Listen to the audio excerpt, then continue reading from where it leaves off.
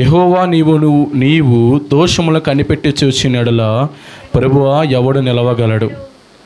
మనం ఏదైనా ఒక విషయాన్ని మనం గనక కనిపెట్టి ఒక విషయం మన చెప్పాలంటే ఎవరైనా అప్పు తీసుకున్నవాడు కానీ ఎవరైనా డబ్బులు కట్టాల్సిన మనం ఎలా చూస్తామంటే వాడి కొరకు కనిపెట్టుకుంటాం. వాడి సందులోంచి వస్తున్నాడు అన్నప్పుడు కనిపెట్టుకుని చూస్తాం. కానీ దేవుడు కూడా నీ పాపములను నీ దోషములను ఆయన కనుక కనిపెట్టి చూశాడనుకో, ఏ ఒక్కరు కూడా ఆయన ముందర నిలబడలేడు. నిలబడతాడా? ఎవడు నిలబడలేడు. పౌలు లాంటి గహరైనే చెప్తున్నాడు. పౌలు లాంటి ఆయనే ఒక మాట చెప్తున్నాడు. ఏమంటే చెప్పాలంటే నా దోషములు చూడండి, ఒక మాట చూడండి. కొరింథీయులకు రాసిన పత్రిక 2వ అధ్యాయం 4వ వచనం ఫాస్ట్గా. 2 కొరింథీయులు 4:4.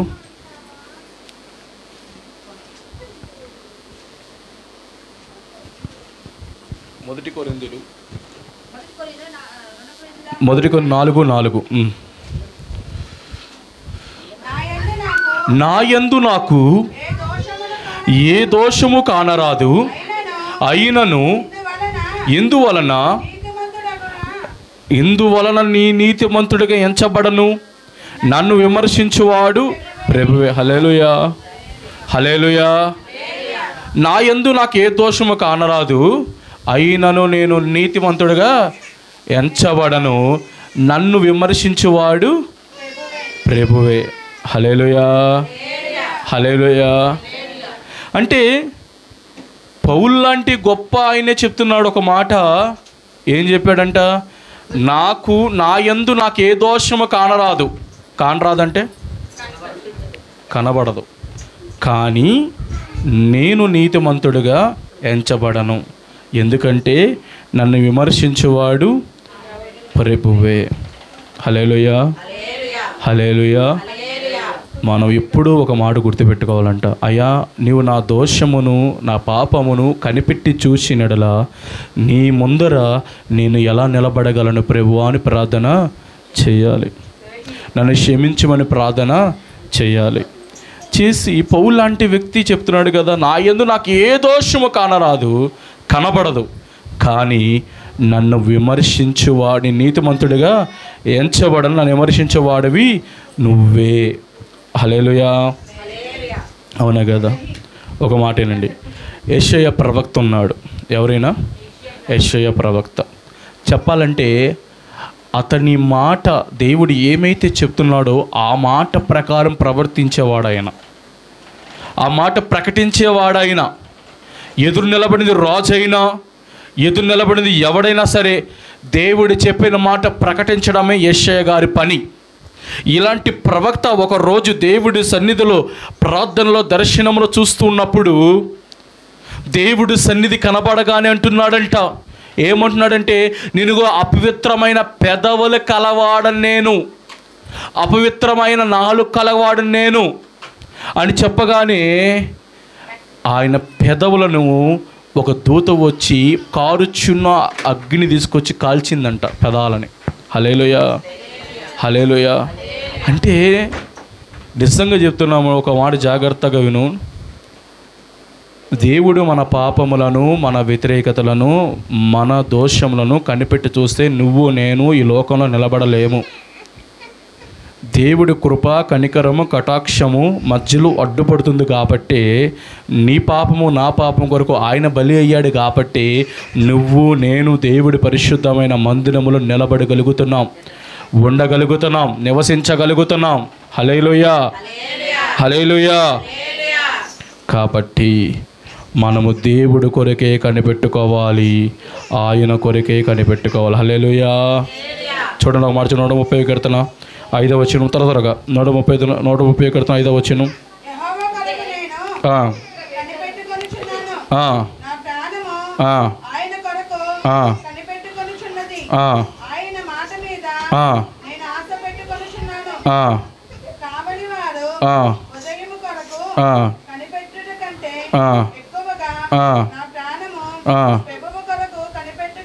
హల్లెలూయా, హల్లెలూయా.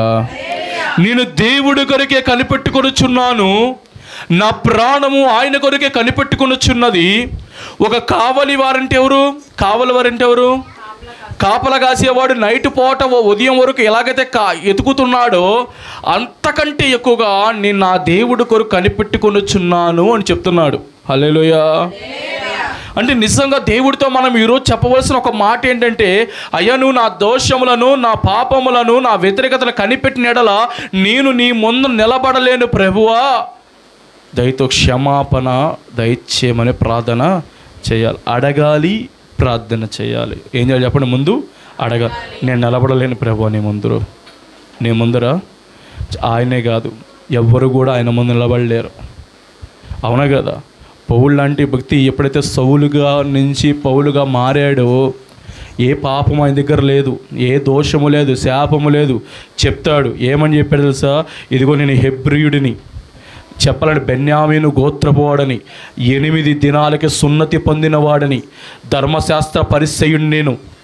అవన్నీ ఎప్పుడైతే దేవుడి కొరకు ఒక పెంటతో సమానంగా ఎంచుకున్నాడంట. దేని సమానంగా? ఒక పెంటతో సమానంగా ఎంచుకుని సమస్తం నష్టపరుచుకొని జీవము కలిగిన దేవుడిని ఆరాధించుకుంటూ ముందుకెళ్ళాడంట.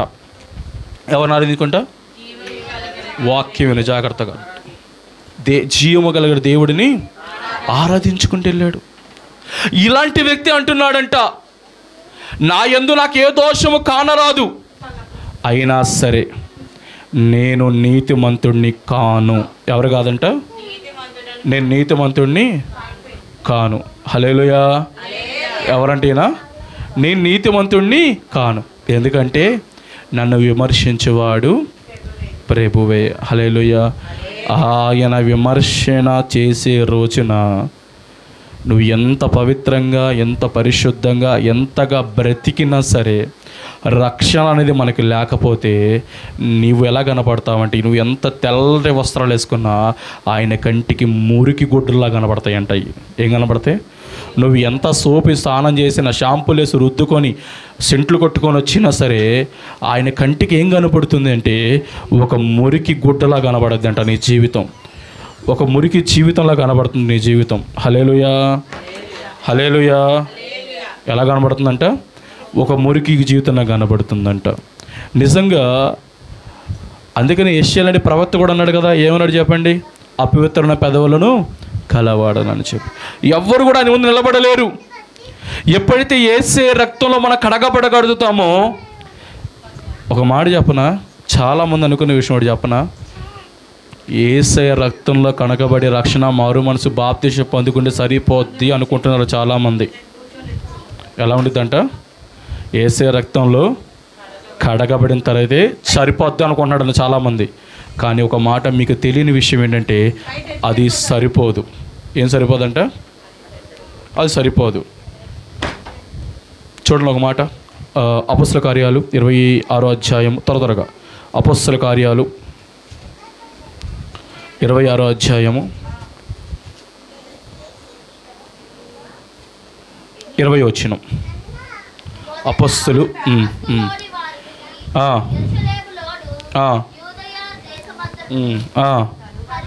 తర్వాత మారు మనసు పొంది దేవుని తట్టు తిరిగి మారు మనస్సుకు తగిన క్రియలు చేయవలని. హల్లెలూయా. నువ్వు మారు మనసు పొంది ఆయన వైపు తిరిగితే సరిపోదు. చాలామంది ఏమనుకుంటున్నారంటే, నేను మారు మనసు పొందేశాను, బాప్తిసం పొందేశాను, ఆయన బల్లారాధన చేతులు వేస్తున్నాను, సరిపోద్ది కదా అనుకుంటున్నారు. కానీ అది సరిపోదు. మనకి ఏం కావాలంటే మారు మనసుకు తగిన క్రియలు చేయాలి, మారు మనసుకు తగినట్టుగా బ్రతకాలి. ఎప్పుడైతే మారు మనసు తగినట్టుగా నువ్వు క్రియలు చేయగలుగుతావో దేవుడిని చూపించగలవు. అంటాడు కదా, జీవించేది నీవు కాదు కానీ నీలో ఆయన జీవించాలి, నువ్వు ఆయన చూపించాలి. ఎలా చూపిస్తున్నావు దేవుడిని? నువ్వు నీ బ్రతుకు ద్వారా చూపిస్తున్నావా, నీ మాటల ద్వారా చూపిస్తున్నావా, నీ ప్రవర్తన చూపిస్తున్నావా, లేకపోతే నువ్వు చేస్తున్న కార్యముల ద్వారా చూపిస్తున్నావా? ఏ రకము చేతైనా సరే నువ్వు దేవుడిని కనపరచాలి. ఎవరిని కనపరచాలంట? దేవుడినే కనపరచాలి. ఎంత మట్టికి నిన్ను నువ్వు కనపరుచుకున్నావు, ఎంత మట్టి లోకాన్ని కనపరుస్తున్నావు, నీ ఉద్యోగాన్ని, నీ వ్యాపారాన్ని కనపరుస్తున్నావు. కానీ ఇదిగో రక్షణ పొందుకున్న తర్వాత, బాప్తిసం పొందుకున్న తర్వాత నేను దేవుడిని చూపిస్తున్నాను. ఎంతమంది చెప్పగలుగుతున్నా మాట?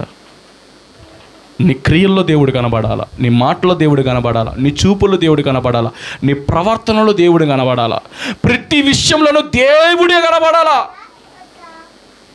అందుకే బాప్తిసం అంటే ఏంటి? నీటిలో ముంచగానే ఏమైద్ది? పూర్తిగా మునిగావా, సగం మునిగావా? పూర్తిగా మునిగావంటే నీ పాత జీవితం, నీ రోత జీవితం, నాశనకరమైన జీవితం వెళ్ళిపోయింది కిందకి. ఇదిగో క్రీస్తునందున్నవాడు నూతన సృష్టి. ఏమైందంట? పాతవి గతించెను, సమస్తము నూతనవాయను. నూతన సృష్టిగా బ్రతికావు, నూతన సృష్టిగా లెగిసావు. దేవుడు చూపించు, మాటలో చూపించు, ప్రవర్తనలో చూపించు, ప్రార్థనలో చూపించు. దేవుడికి ఇష్టమైన బ్రతుకు. అవునా కాదా? అరే ఒక పెళ్లి చేసుకుంటే ఒక భార్యకి భర్త గురించి కొన్ని మాటలు చెప్తారు. ఇదిగో మా భర్తకు అనుదురుగా నడువు, భర్త ఏం చెప్తే అది విను, భర్తను ప్రేమించు, అన్నిని పోషిస్తాడు. కొన్ని బాధ్యతలు ఇచ్చాడు అక్కడ దేవుడు. ఇచ్చాడేవో లేదా? హల్లెలూయా, హల్లెలూయా. నేను రక్షణ పొందుకున్నాను, మారు మనసు పొందుకున్నాను, బాప్తిసం పొందుకున్నాను అంటే సరిపోదు. మారు మనస్సుకు తగిన క్రియలు నువ్వు చేయాలి. ఏం చేయాలంట? అరే మారు మనసు తగిన క్రియలు అంటే ఏంటి? లేదా దశమాగలు ఇచ్చేయడమా? లేదా ఇంకేమైనా చేయడమా? కాదు. ప్రార్థన చేయడం, విశ్వాసం ఉంచడం, సహవాసం ఉంచడం, ఎప్పుడైతే దేవుడు సన్నిధిని అనుభవించడం. హల్లెలూయా. నిజంగా కనుక మనం అలా జీవించేలకైతే దేవుడి కృప ఖచ్చితంగా మన జీవితంలోకి వస్తుంది. ఎంతసేపటికి నిన్ను కనపరచి దేవుని కనపరచండి, ఎంతసేపటికి నిన్ను మహింపరచుకో, దేవుని మహింపరచండి. ఎందుకంటే ఈ ప్రాణం దేవుడిది, జీవం దేవుడిది, బ్రతుకు దేవుడిది. ప్రతి భూమి మీద ఈ క్షణం వరకు నిలబడ్డామంటే అది దేవుడిది, నీది కాదు. హల్లెలూయా. కాబట్టి మన దేవుడిని స్తుతిద్దాం, దేవుని ఆరాధిద్దాం, దేవుడినే మహింపరుద్దాం. నీ ముందు నేను నిలబడలేను ప్రభువా, నిజంగా చెప్తున్నాను. నువ్వు దేవుడి ముందు నిలబడాలి అనుకుంటే ఒకటి, దేవుడే నిన్ను నడిపించేవాడిగా ఉండాలి. 2, నువ్వు దేవుడి వైపే నడిచేవాడిగా ఉండాలి. ఎన్నో చెప్పండి. 1, దేవుడే నిన్ను నడిపించాలి. 2, దేవుడి వైపే నువ్వు నడవాలి. అవునా కాదా? చూడండి, మోషే గారు దేవుడే నడిపించాడు. మోషే గారిని నడిపించాడా? మరి అలాంటి మోషే గారి జీవితంలో మీరు నమ్మరు, నిర్గమాకాండము తీయకర్లేదు కానీ నిర్గమాకాండము 26వ అధ్యాయంలో పైకెక్కినోడు, 28వ అధ్యాయం 26వ అధ్యాయం పైకెక్కినోడు నిర్గమాకాండం 32 అధ్యాయం కింద దిగాడు దేవుడితో పాటు ఉండి. హల్లెలూయా, హల్లెలూయా. అంటే అందుకే అలాంటి మోషే గారికి కూడా అయ్యా నిన్ను చూడాలయ్యా అంటే ఆయన ఏం చెప్పలేదు సార్? నన్ను చూచిన వారందరూ బ్రతకరు కాబట్టి నా వెనక పాస్యమును చూడు అని చెప్తాడు. హల్లెలూయా, హల్లెలూయా. చెప్పాలంటే నీకు నాకు మధ్యలో ఆయన కృప అడ్డుపడుతుంది, ఆయన మహిమ అడ్డుపడుతుంది, ఆయన ప్రేమ అడ్డుపడుతుంది. కాబట్టి నేను ఈరోజు దేవుడి సన్నిధిలో నిలబడగలుగుతున్నాం, దేవుడి కార్యములు చూడగలుగుతున్నాం, దేవుడి కృప పొందగలుగుతున్నాం. నీ ప్రార్థన కాదు, నీ విశ్వాసం కాదు, నీ సహవాసం కాదు, నీ భక్తి జీవితం అంతకంటే కాదు, కానీ ఆయన మహాకృప. అర్థమైందా? ఆయన కృప ద్వారా మాత్రమే మందిరం నిలబడగలిగాం. చెప్పాలంటే మన దోషాలు, మన పాపాలు, మన వ్యతిరేకతలు దేవుని దూరంగా తీసుకెళ్ళిపోతే ఎప్పుడైతే ఆయన రక్తంలో మనం కడగబట్టామో, విమోచన కలిగిందో దేవుడికి దగ్గరకు వచ్చావంట. ఎంత దూరంగా వెళ్ళిపోయావో అంత దగ్గరగా రాగలిగావు. హల్లెలూయా, హల్లెలూయా. ఇవన్నీ దేని ద్వారా అంటే కేవలము యేసయ్య రక్తములో కడగబడిన ద్వారా మాత్రమే. అవునా కదా? ఆయన సన్నిధిలో నిలబడాలి అంటే దేవుడే నడిపించాలి. నడిపించాడా? ఎవరు నడిపించాడు చెప్పండి? ఎవరు నడిపించాడు? మోషే గారిని నడిపించాడు. నడిపించాడా? నడిపించాడు. ఇంకెవరు నడిపించాడంట? ఎలీయా గారు నడిపించాడా? ఏమొచ్చినాయి? మధ్య చాలా వచ్చినాయి చెప్పాను. పెనుగాలు వచ్చింది, ఇంకేమొచ్చిందంట? తుఫాన్ వచ్చింది, భూకంపం వచ్చింది, అరే కొండలు రాళ్ళంటే చిన్న భిన్నాలు అయిపోయినట్ట. ఎన్ని విపత్తులు జరిగినా సరే క్షేమం ఉంది. అక్కడ ఏముంది? క్షేమం ఉంది, జీవం ఉంది, కృప ఉంది, ఆశీర్వాదం ఉంది. ఎందుకంటే దేవుడే నడిపించాడు, దేవుడే నడిపించాడు. నిజంగా నువ్వు దేవుడి వైపు నడిచేవాడివైతే నువ్వు ఏమైతే కోరుకుంటున్నావో దేవుడు ఖచ్చితంగా నీ జీవితంలో అనుమతిస్తాడంట. హల్లెలూయా.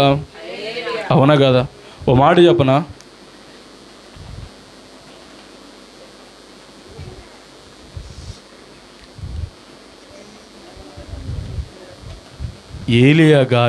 ఎలీషా గారు 2 పాల ఆత్మాభిషేకం అడిగాడు దేవుణ్ణి. ఏమడిగాడు? మనం కూడా చాలా అడుగుతాం దేవుణ్ణి, అయ్యా బిడ్డలను స్వస్థపరచు, ఆరోగ్యం ఇవ్వు, ఉద్యోగంలో కృపనివ్వు, వ్యాపారంలో కృపనివ్వు, ఇదిగో నేను ప్రయాణం చేస్తున్నాను క్షేమము నువ్వు అని అడుగుతాం దేవుణ్ణి. అడగరు వెళ్ళేటప్పుడు కృపను ప్రభు అంటాడు. అలాగే ఎలీషా గారు కూడా అడిగాడంట, 2 పాల ఆత్మాభిషేకం కావాలి అన్నాడంట. ఎన్ని పాలు చెప్పండి? 2 పాల ఆత్మాభిషేకం. ఎప్పుడైతే 2 పాల ఆత్మాభిషేకం కావాలి అన్నాడో, చెప్పాలంటే అడగక మునిపే దేవుడు ఆల్రెడీ ఇచ్చేశాడు. అడగక మునిపే సిద్ధం చేసి ఉంచాడు. కానీ దాన్ని మనం పొందుకోవాలంటే నువ్వు దేవుడు నడుచుకుంటూ వెళ్ళాలి, దేవుడి వైపు చూస్తూ వెళ్ళాలి, దేవుడి వైపు ప్రయాణం చేయాలి. నువ్వు అర్థమైందా? ఒకటి నువ్వు పొందుకోవాలంటే అది ఎంత విలువైనదో ముందు అర్థం చేసుకోవాలి. నువ్వు అది ఎంత కృప కలిగిందో అర్థం చేసుకోవాలి. నువ్వు దేవుడి వైపు నడిచినంత కాలం, దేవుడు ఉన్నంత కాలం మాత్రమే అది నీకు వస్తుంది అని అర్థం చేసుకోవాలి. ఈయన అడిగాడు, 2 పాల ఆత్మాభిషేకం అడిగాడు. కానీ ఈయన అడగక మునిపే దేవుడు సిద్ధం చేసి ఉంచాడు. 2 పాల ఆశీర్వాదం అంటే మామూలు విషయం కాదు ఇది. ఈయన అడగక మునిపే చూడండి, ఒక మాట చూద్దాం. ఫస్ట్ చూడండి, మొదటి రాజుల గ్రంథం ఫాస్ట్గా చూద్దాం. మొదటి రాజుల గ్రంథము 19వ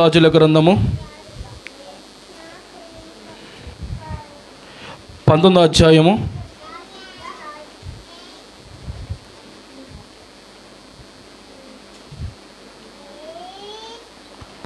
17వ వచనం.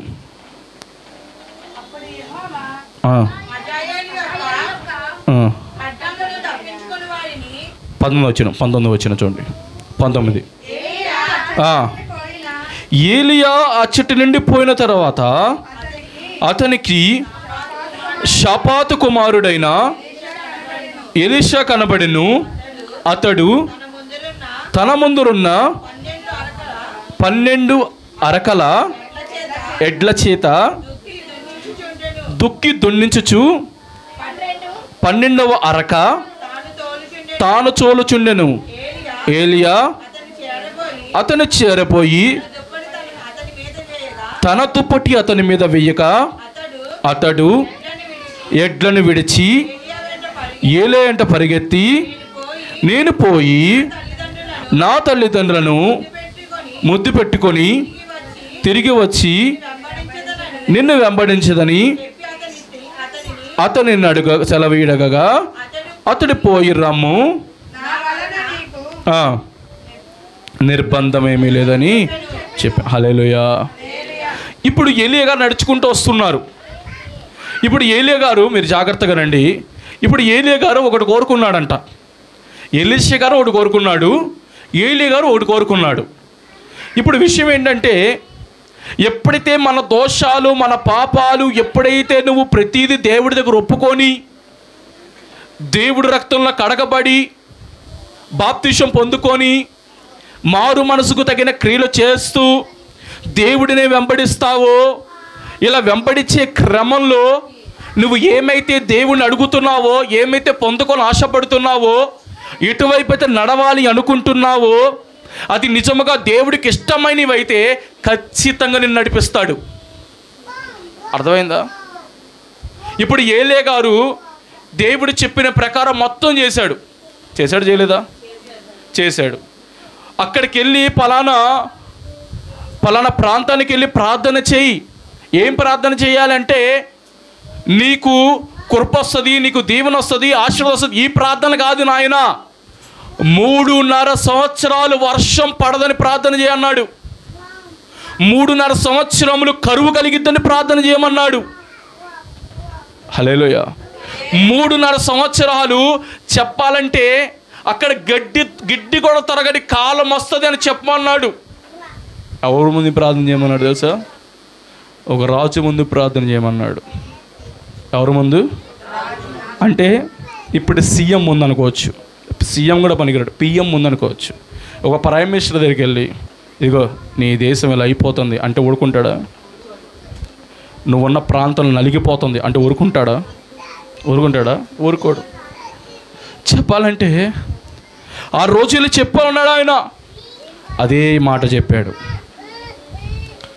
ఫస్ట్ ఏమో ఎడకెళ్ళమన్నాడు, కాకులతో పోషిస్తానన్నాడు. విన్నారా? 2 విధవరాలతో అన్నాడు, 3 దూతలతో బలపరిచాడు. దేంతో ఉన్నాడంటే మరణకరమైన బాధతో బాధపడుతూ, అయ్యా నేను ఇంతవరకు బ్రతికించాలి, భయం బాధ కూడా కదా, ముందు భయపడుతున్నాడు. ఇంతవరకు నేను బ్రతికింది చాలు, నా పితరుల కంటే నేను ఎక్కువైనా కాను, తీసుకెళ్ళిపో నన్ను. సున్నతి రేని వాళ్ళ చేతులు చావడం ఏంటి, నువ్వే తీసుకెళ్ళిపోయా. ప్రార్థన చేస్తాడంట. హల్లెలూయా. ఏం ప్రార్థన అంటే నా పితరుల కంటే ఎక్కువైన వాడిని నేను కాను అన్నాడంట. నన్ను తీసుకెళ్ళిపో అని ప్రార్థన చేశాడు. చేయలేదా? చేశాడు. దేవుడు నడిపించాడు, బలపరిచాడు. చివరాఖరికి ఆయన ఏం కోరుకున్నాడంటే నా సేవా జీవితం ఇక్కడ చాలు, నన్ను తీసుకెళ్ళిపో అని ప్రార్థన చేశాడు. అవునా కదా? చూడండి, ఎవ్వరికి లేని గౌరవం దేవుడు అతనికి ఇచ్చాడు. అవునా కదా? ఇప్పుడు మనం ఒక ప్రముఖమైన వ్యక్తి మన ఇంటికి వస్తున్నాడు అనుకో, మనం ఏం చేస్తామంటే బస్ స్టాండ్ కారు పంపించడమో లేకపోతే ఒక ఏసీ ఉన్నది పంపించడం, ఏదో ఒకటి చేస్తాం. అరే ఏలియా గారిని తన యొద్దకు పిలిపించుకోవడానికి దేవుడు ఏకంగా అగ్ని రథాలు పంపించాడు కిందకి. ఏం పంపించాడు? అగ్ని రథాల కింద పంపించాడు. ఏలియా గారిని ఎక్కించుకుని పైకి రమ్మని అడిగాడు. అడగలేదా? ఏమన్నాడు? నా పితరుల కన్నా ఎక్కువైన వాడును నన్ను తీసుకో ప్రభు అని ప్రార్థన చేశాడు. చేయలేదా? చేశాడు. నిజంగా సేవా జీవితం అక్కడితో అయిపోయింది కాబట్టి అతను ఆశపడుతున్నాడు కాబట్టి దేవుడి దగ్గరికి వెళ్ళాలని సజీవంగానే అగ్ని రథాలెక్కి పైకి వెళ్ళాడంట. హల్లెలూయా. ఇప్పుడేమో ఈ ఎలీషా గారు 2 ఆత్మాభిషేకం అడిగాడు. ఇలా మరణకాయ ఎప్పుడైతే ఇతను నేను చనిపోదాము ఒక ఆలోచనతో ఉన్నాడో, చనిపోదాం ఒక ఆలోచన 10 నిమిషాలు టైం చెప్పు, బయటికి వెళ్ళి చెప్పు. ఎప్పుడైతే ఆలోచనలో ఉన్నాడో వెంటనేనంట ఎలీషా అక్కడ బాగా వినండి, ఎలీషా గారు చేస్తున్న పని ఏంటి అంటే ఎలీషా గారు చెప్తున్న పని ఏంటి అంటే ఎలీషా గారు చేస్తున్న పని ఏంటంటే 12 ఎకరాలు దున్నుతున్నాడంట. ఎన్ని ఎకరాలు అంటే చెప్పాలంటే స్వయం కష్టపడుతున్నాడు, కష్టం తనే పడుతున్నాడు. 11 ఎకరాలు దున్నేశాడు. 12వ ఎకరంలోకి వచ్చాడు. 12వ ఎకరం అంటే ఏంటి చెప్పనా మీకు? చెప్పనా? భూమి మీద ఏమైతే పని చేస్తున్నాడో దాన్ని సంపూర్తి చేశాడు. ఏం చేశాడు? సంపూర్తి చేశాడు. అవునా? అక్కడ దేవుడు చెప్పచ్చు 12 ఎకరాల్లో మొదటి ఎకరం దున్నుతున్నాడు, 2వ ఎకరానికి ఎలీషా గారు వచ్చాడు అనుకోలా, ఎలియా గారు వచ్చారని. 11 ఎకరాలు దున్నిన తర్వాత 12వ ఎకరం దున్నేటప్పుడు వచ్చాడు ఎలియా గారు. వచ్చి ఏం చేశాడు తెలుసా? దుప్పటి వేసాడంట మీద. ఏమేశాడు? దుప్పటి వేసాడు. ఏమన్నా చెప్పాడా? నన్ను వెంబడించు, నాతో పాటు ఉండు, నన్ను వెంబడించిన తను చెప్పాడా? చెప్పలా. చెప్పకుండా అని చూడు, జాగ్రత్తగానండి. వెళుతూ ఉన్నాడంట.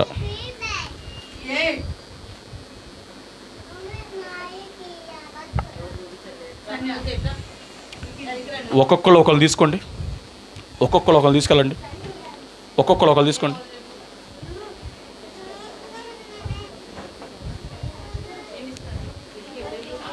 వినండి జాగ్రత్తగా వినండి. ఒక్కొక్కరు ఒక్కొక్కరు. గీత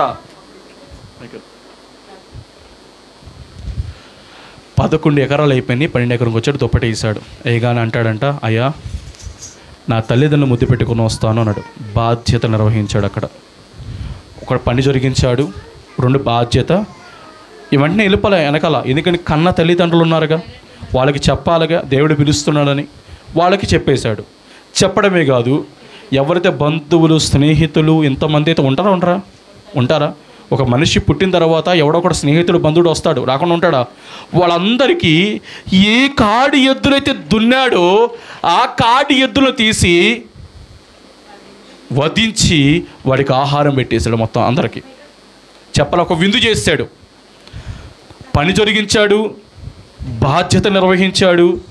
రెండు, ఏ చుట్టాలు ఏ స్నేహితులు ఉన్నారో వాళ్ళందరితో ప్రేమలో పాలు పొందుకున్నాడు. హల్లెలూయా, హల్లెలూయా. వీరందరూ ఎప్పుడైతే చేశాడో ఎన్ని చేశాడో ఎదురు ఒకటే కనపడుతుంది ఆయన హృదయంలో. ఏం మొరుగుతుంది అంటే, నేను 2 పాల ఆత్మాభిషేకం పొందుకోవాలి అన్నాడు. ఏం పొందుకోవాలి చెప్పండి? నిజంగా సమస్య వచ్చిందని, శ్రమ వచ్చిందని, కష్టం వచ్చిందని, బాధ వచ్చిందని మా ఎదుట ఏమైతే గోల్ ఉందో దాన్ని మర్చిపోకూడదు. నువ్వు దేవుడి నుంచి ఏమైతే ప్రార్థన జీవితం పొందాలనుకుంటున్నావో, విశ్వాస జీవితం పొందాలనుకుంటున్నావు, రక్షణ జీవితం పొందాలనుకుంటున్నావో, అది ఎన్ని వచ్చినా నీ జీవితంలో నుంచి అది తొలగిపోకూడదు. చెప్పాలంటే ఇతను హృదయంలో ఒక ఆలోచన పడిపోయింది. ఏం ఆలోచన అంటే, నువ్వు ఏలియా గారి వలె తయారవ్వాలి. చెప్పాలంటే 2 పాలాత్మాభిషేకం కావాలన్నాడు. పరిగెట్టాడు వెనకాల. మీరు ఆల్రెడీ వాక్యం ధ్యానం చేస్తాం మనం. 50 మంది వెనకాల వచ్చారు శిష్యులు. అంటున్నారంట, ఇగో నీ గురువుని తీసుకెళ్ళిపోతున్నాడు తెలుసా, నీకు వెళ్ళిపోతున్నాడు తెలుసా అంటే, నాకు తెలుసు, నెమ్మదిగా నువ్వు సైలెంట్గా ఉండు అన్నాడు. అన్నాడా లేదా? 50 మందిలో ఏ ఒక్కడో వెంబడించాల. ఎవరు వెంబడించాడు? ఎలీషా గారే వెంబడించాడు. మరలా ఇంకో ప్రాంతం యోర్దాన్ నది, చెప్పాలంటే ఎరుకో పట్టణం, అక్కడ కూడా అంతే. యోర్దాన్ నది అంతే, పలానా ఇంకొక పట్టణం అంతే. అన్నిట్లో కూడా వెంబడించాడు. దేని కొరకు? నేను 2 పాల ఆత్మాభిషేకం పొందుకోవాలి అన్నాను కదా. అక్కడ ఒక వాక్యం చెప్పాను మీకు, వరుసగా 3 వాక్యాలు చెప్పాం. ఏ వాక్యం అంటే, లోకంతో నీకు అనవసరం, దేవుడితో నీకు అవసరం. చెప్పాము, అది గుర్తుందారు కన్నా. లోకంతో నీకు అనవసరం, దేవుడితో నీకు అవసరం. 50 మంది మనుషులు ఆపేశారు, పరిగెట్టాడు. ఇంకో 50 మంది ఆపారు, పరిగెట్టాడు. మరొక 50 మంది ఆపారు, పరిగెట్టాడు. నాకు అనవసరమయ్యా, నాకు దేవుడిచ్చే 2 పాల ఆత్మాభిషేకం కావాలి అన్నాడు. అంతే. మీరు ఏమైనా చేసుకుని నాకు అనవసరం, పరిగెట్టాడు. చెప్పాలంటే యోర్దాన్ నది అనేది భయంకరమైన నది అంట. మీరు జాగ్రత్తగానండి, కొద్ది నిమిషం ముగించేద్దాం. ఏ నది అంటే ఇది? యోర్దాన్ నది భయంకర నది. ఏదంటే భయంకర నది అంటున్నామంటే, సముద్రము ఒక లెవెల్లో వెళ్ళిద్ది. సముద్రం తెలుసుగా మీకు, మనం ఆళ్ళలో వెళ్తున్నప్పుడు ఒక లెవెల్లోనే వెళ్ళిద్ది. కానీ యోర్దాన్ నది ఏంటంటే ఎగువ నుంచి పారిద్దంట. ఎక్కడి నుంచి పారిద్ది? పైనుంచి కిందకు వస్తుంది నది. ఇలా నదిలో ఆల్రెడీ ఎలీషా గారు తెలిసిపోయింది. ఎలీషా గారికి తెలిసిపోయింది ఏమని? ఏలియా గారిని తీసుకెళ్ళిపోతాడు దేవుడు ఖచ్చితంగానే కన్ఫామ్ అయిపోయింది. ఎందుకంటే 3 ప్రాంతాలు తిప్పించాడు కదా, ఖచ్చితంగా తీసుకెళ్ళిపోతాం కన్ఫామ్ అయిపోయింది. ఇప్పుడు యోర్దాన్ నదులకు ధైర్యంగా అడుగు పెట్టాలి. 3వ ప్రాంతం ఇది. ధైర్యంగా అడుగు పెట్టాలి అంటే అది నది. కాలు పెట్టి గొయ్యి ఎక్కడుందో తెలియదు, నుయ్యి ఎక్కడుందో తెలియదు. సరే, వెంటనే ఎలీషా గారు ఏలియా గారు తను ఉన్న తుప్పటి కొట్టాడంట దాని మీద. దేని మీద? నది మీద కొడితే చెప్పాలంటే ఒక పొడి నేల కనబడింది. జాగ్రత్తగానండి, పొడి నేల కనబడింది. ఆ పొడి నేల మీద అడుగు పెట్టేసుకుని వెళ్ళిపోతున్నాడు. ముందు ఎలీషా గారు వెళ్తున్నారు, ఏలియా గారు వెనకాలే ఎలీషా గారు వస్తున్నారు. జాగ్రత్తగా నండి, ఇద్దరు సహవాసంలో ముందుకు వెళ్తున్నారు. తర్వాత నా పరిస్థితి ఏంటి అనే ఒక ఆలోచన ఆయనకి లేదు. నేను చనిపోయినా పర్లా, నాకు మటుకు అభిషేకం కావాలి. ధైర్యంతో ముందుకు వెళ్ళిపోయాడు. కొన్ని వేల కిలోమీటర్లు నడిచాడు, అయినా సరే నాకు అనవసరం, నా దేవుడు అభిషేకం కావాలి. వెనకాల వెళ్తున్నాడు, నడుచుకుంటూ వెళ్తున్నాడు. ఒకవేళ ఈయన గనక అలా ఆరోహణం అయిపోతే నా పరిస్థితి ఏంటి, నది మధ్యలో ఉండిపోతాను అనుకోవాలా. వెళ్ళిపోయాడు వెనకాల. ఎప్పుడైతే వెళ్ళిపోయాడు, మీరు జాగ్రత్తగానండి, అగ్ని రథాలు వచ్చినాయి. ఏలీషా గారిని వేరు చేసినాయి. ఏలియా గారిని తీసుకెళ్ళిపోతూ ఉన్నాడు. ఏమన్నాడు తెలుసా? ఒకటే మాట అన్నాడంట, రోతువు నీవే, రథము నీవే, రోతువు నీవే అని. ఎప్పుడైతే ఆ గట్టి గరిచి ప్రార్థన చేశాడో వెంటనే ఒకటే మాట ఎలీషా గారు ఒకటే మాట చెప్పాడు. ఏలియా గారు ఏమని? ఒక మాట చెప్పనా, నువ్వు ఏమైతే పొందుకోవాలనుకుంటున్నావో మధ్యలో ఎన్నో సమస్యలు శ్రమలు అడ్డుపడతాయి, ఆగకూడదు. ఏలియా గారు ముందే చెప్పేస్తాడు ఏమని? నువ్వు అడిగినది కష్టతరము అయినను సరే నేను కనబడితేనే వస్తుంది నీకు అని చెప్పాడు. ఏమని చెప్పండి? నువ్వు అడిగినది నేను కనబడితేనే నీకు వస్తుంది అన్నాడు. ఎప్పుడు? యోర్దాను నదిలోకి వెళ్తున్నప్పుడు. ఈ మాట చెప్పినా సరే వెనకాల వెళ్ళిపోవాలా. ఎలీషా గారు ముందు వెనకడిగేలా ముందడిగే వేసాడు. చెప్పగానే చాలా జాగ్రత్తగానండి, పైనుంచి దుప్పటి పడింది కింద. ఏం పడింది? మీకు వాక్యం అర్థమవుతుందా? మొదటిలో ఏ దుప్పటి అయితే ఎలీషా గారిని తాకిందో రెండోసారి ఆ దుప్పటే పడింది మీద వచ్చి. హల్లెలూయా. ఎప్పుడైతే ఆ మాట చెప్పి పైనుంచి మళ్ళీ ఆ దుప్పటి పట్టుకొని మరలా నదిని కొట్టాడో ఆ నది మరలా చీలింది, నడుచుకుంటా ఒడ్డుకొచ్చాడు. హల్లెలూయా.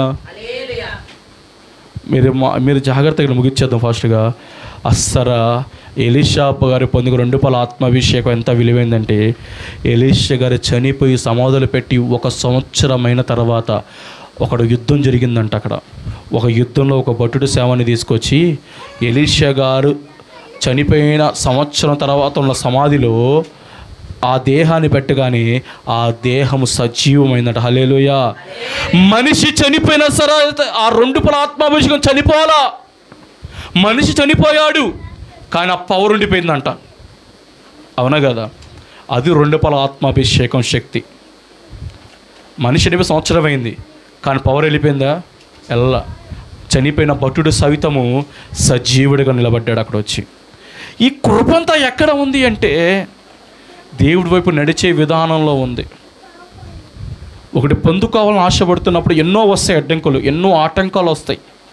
దుష్టుడే ప్రేరేపిస్తాడు. నువ్వు పాపం చేసావు, నువ్వు తప్పు చేసావు, నువ్వు వ్యతిరేకాలు చేసావు, మళ్ళీ దేవుడు నిలబడుతున్నావు సిగ్గు లేకుండా. పాపం చేయని ప్రేరేపించేది వాడే, పాపం చేసినాక తిట్టేది కూడా ఆడే. నిన్ను పాపం చేసి ప్రేరేపణ కలిగి చేసేది వాడే. పాపం చేసిన తర్వాత చీని విలనిదనవా అనేవాడు కూడా వాడే. చెప్పాలి, ఎన్నో ఫిర్యాదులు ఎన్నో చేస్తుంటాం మన మీద. మనం ఒకటే మాట, దేవుడి నుంచి ఏమైతే పొందుకోవాలని ఆశపడుతున్నావో దాని కొరకు పరిగెట్టండి. సమస్య అయినా, శ్రమ అయినా, కష్టాలు, బాధ ఎన్ని వచ్చినా సరే నీ ముందర కనబడాలి. ఏం కనబడాలంటే దేవుడి ఏమైతే పొందుకోవాలి, ప్రార్థన, వాక్యమా, విశ్వాసమా, సహవాసమా, ఏం పొందుకున్నాను దేవుళ్ళో నీ ముందు అదే కనబడాలా. అవునా కదా? ఇటు చూడు, ఎలీషా గారు 2 రూపాయల ఆత్మశక్తి పొందుకోవాలనుకున్నాడు. ఎన్నొచ్చినాయి అంతరాయాలు, మనుషులు వచ్చి కలిగించారు, నీళ్లు కదిలిచ్చినాయి, అన్ని సమస్తము కలిగించినాయి. కానీ అన్నిటిని ఎదిరించుకుంటూ ముందుకెళ్ళాడు. నాకు కావాలా ఈ అభిషేకం, నువ్వేమైనా చేసుకో, నాకు అనవసరం. లోకంతో నాకు అనవసరం, దేవుడితో నాకు అవసరం. నిలబడ్డాడు, ముందుకెళ్ళాడు, ఎన్నో గొప్ప కార్యాలు చేయగలిగాడు 2 రూపాయల ఆత్మవిషయంతో. ఒక మాట చెప్పనా, చనిపోయిన తర్వాత కూడా చేశాడు. ఎప్పుడంటే బ్రతుకున్నప్పుడు మాత్రమే కాదు, చనిపోయే సంవత్సరమైన తర్వాత కూడా దేవుడు ఎలీషా గారి 2 రూపాయల ఆత్మాభిషేకం ద్వారా వాడుకున్నాడంట. హల్లెలూయా, హల్లెలూయా. అందుకని మనము నువ్వు ఎన్ని ప్రార్థన చేసినా, ఎంత విశ్వాసం ఉన్నా, దేవుడు ముందు నిలబడాలంటే మన శక్తి బలము సరిపోదు. ఆయన ముందు నిలబడేవాడు ఎవడు అంటే ఆయన రక్తంలో కడగబడిన వాడు మాత్రమే. హల్లెలూయా. అందుకని దేవుడికో మాట చెప్పాలంట. ఏమని అడగాలంటే, దేవుడిని అడగాలంట, అయ్యా నా దోషాలు, నా పాపములు నువ్వు కనిపెట్టి చూచిన యెడల నేను నిలబడలేను. దయతో నువ్వు నా క్షమాపణ కలగచెయ్యి, నీ కొరకు నేను కనిపెట్టుకుంటా, నీకే ప్రార్థిస్తా, నిన్నే ఆరాధిస్తా అని ప్రార్థన చేయాలంట. నువ్వు ఎప్పుడైతే ఇలా చేసుకుంటూ ముందుకెళ్తావో అప్పుడు నువ్వు ఏమైతే దేవుడిని అడగాలనుకుంటున్నావో, ఏమైతే పొందుకోవాలనుకుంటున్నావో, ఏ విధంగా ముందుకు వెళ్ళాలనుకుంటున్నావో ఇవన్నీ దేవుడిని కలగజేస్తాడు. అది ఏదైనా సరే, ఎంతదైనా సరే, ఎలాంటిదైనా సరే దేవుడు నీకు ఇస్తాడు. నమ్మకం ఉండాలి. ఏమని చెప్పండి, దేవుడు నాకు ఇస్తాడు అని నమ్మకం నీకుంటే దేవుడు ఖచ్చితంగా నీ జీవితంలో కార్యం జరిగిస్తాడు. నమ్మకం ఉంటే సరిపోదు, నడిచే విధానం కూడా ఉండాలి. ఏముండాలి చెప్పండి, నమ్మకం ఉండాలి, నడిచే విధానం ఉండాలి. ఈ 2 ఉంటే దేవుడు కార్యం నీ జీవితంలో, నా జీవితంలో ఖచ్చితంగా దేవుడు జరిగిస్తాడు. ఎన్నొచ్చినా సరే, ఎలాంటి ఎదురైనా సరే, నీ ముందర నువ్వు ఏమైతే అనుకుంటున్నావో దేవుళ్ళో అది నువ్వు చేయగలిగితే దేవుడు కృప ఖచ్చితంగా నీ జీవితంలోకి వస్తుంది. ఎలీషా గారు చేయగలిగాడు, 2 రూపాయల ఆత్మశక్తి పొందుకున్నాడు. చనిపోయిన తర్వాత పవర్ పోలేదంటే ఎంత కృప ఆవరించింది ఆయన్ని. అవునా కదా? మనకి అలాంటి కృప రావాలంటే దేవుళ్ళ ఉందాం, ఎదుగుదాం, ఫలించుదాం. చెప్పాలంటే మొత్తం అసలు ఎన్ని ప్రార్థనలు చేసి ఎన్ని విశ్వాసం చేసినా మన జీవితంలో ప్రయోజనంగా మారవు. కానీ ఆయన రక్తంలో కడగబడితేనే ప్రయోజనం, ఆయన నమ్ముకుంటేనే ప్రయోజనం, ఆయన యందు విశ్వాసం ఉంచితేనే ప్రయోజనం. హల్లెలూయా, హల్లెలూయా. దేవుడు వాక్యం స్థిరపరిచి బలపరిచి మన జీవితంలో కార్యములు జరుగును గాక. ప్రార్థన చేసుకుందాం. పరిశుద్ధుడ, ప్రేమ కలిగిన ప్రభువా యేసయ్యా, మీకు స్తోత్రము నా తండ్రి. గొప్ప దేవుడా, నీకు స్తోత్రము నాయన. అయ్యా, నువ్వు కనిపెట్టి చూచినడలా ఎవడు నీ ముందు నిలబడగలగడాయ్యా ప్రభువా? ఎవడు నిలబడలేడు నాయన. కృప దయచేయమని ప్రార్థిస్తున్నాను, సహాయం చేయమని ప్రార్థిస్తున్నాను ప్రభువా. సహాయం దయచేయండి, మమ్మల్ని క్షమించండి ప్రభువా. మీ కొరకు కనిపెట్టుకునే కృపను అనుగ్రహించండి అయ్యా.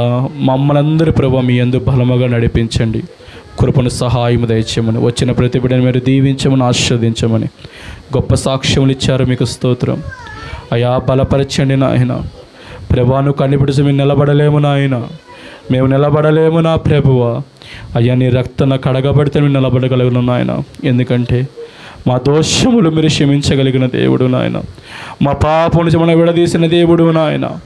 మమ్మల్ని బ్రతికించిన దేవుడు నాయన. మా పాపం నుంచి మేము చనిపోయి నీ దేశంలో జీవించినట్లు మా కొరకు నాయన సిలువ యాగము చేసిన గొప్ప దేవుడు నాయన. మీ కొరకు బ్రతికే కృప, మీ కొరకు జీవించే కృప, మీ కొరకు నడిచే కృప మా అందరికీ మీరు అనుగ్రహించండి దేవా. మేమేమైతే పొందుకోవాలని ఆశపడుతున్నామో దేవా, అవన్నీ మేము పొందుకునేలాగా మీరు మాకు సహాయం చేయమని, వచ్చిన ప్రతి బిడ్డను మీరు దీవించమని, ఆశీర్వదించమని, కృపను కలగ చేయమని నజరుడనేసే నామములో చిన్న ప్రార్థన మన వెడికి పొందుకున్నాము నా పరమ తండ్రి. ఆమేన్, ఆమేన్, ఆమేన్. కన్నులు పడబడుకుందాం.